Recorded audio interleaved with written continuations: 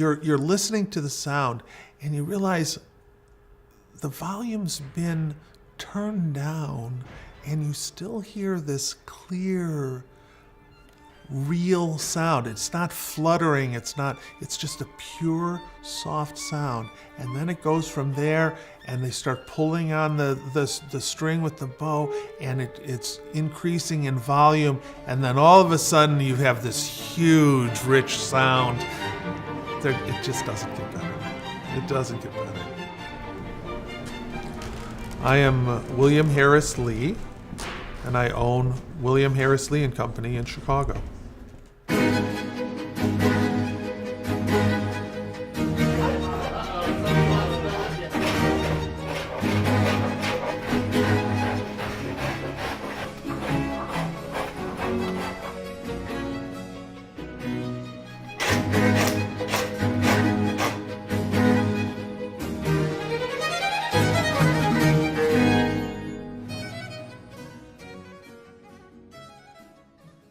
Great violin making is like great playing. You don't become a great player without practicing. And one of the things that's unique about our shop is that we have makers who spend their entire days making instruments. We've been able to have this core of makers, and each one of them has been able to hold on to their own stylistic integrity. So they also have a particular kind of sound, a particular kind of craftsmanship. And in a lot of shops in the past, you didn't have that. Everybody was trying to make the same thing.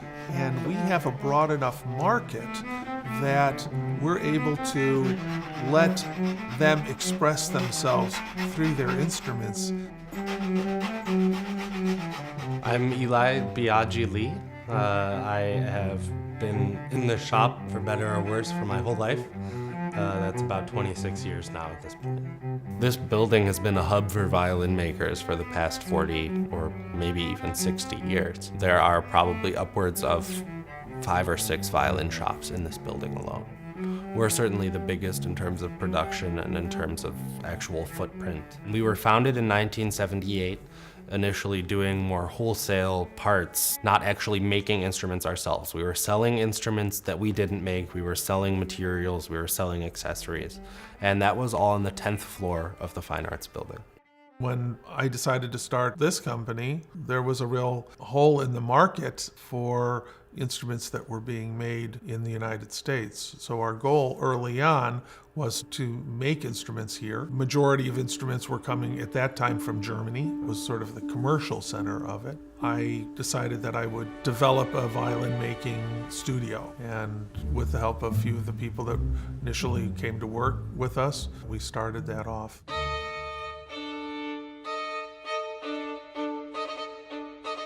Every instrument is absolutely unique, just like people. All of our instruments are built by makers that have real qualification. When you build a violin, it cannot be replicated using a mechanized or programmed process.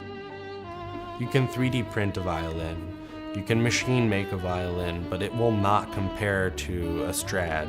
It will not compare to something that is 300 years old. It simply cannot compare to anything like that. The sound and the response that you get from a handmade instrument only comes from the expertise of the people that felt that wood to see how flexible it was and made that determination of whether they should go thinner or not.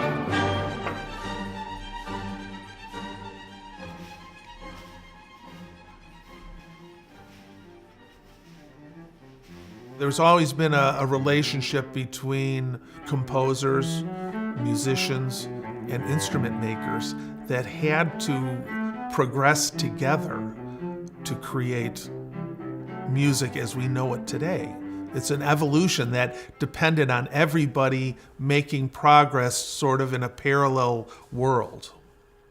And that's, I think, what makers today have to do, is be in touch with their audience. Know what it's going to be used for. How can I make something that's going to be better for the people who are playing them to make them a better musician. How can I do those kinds of things?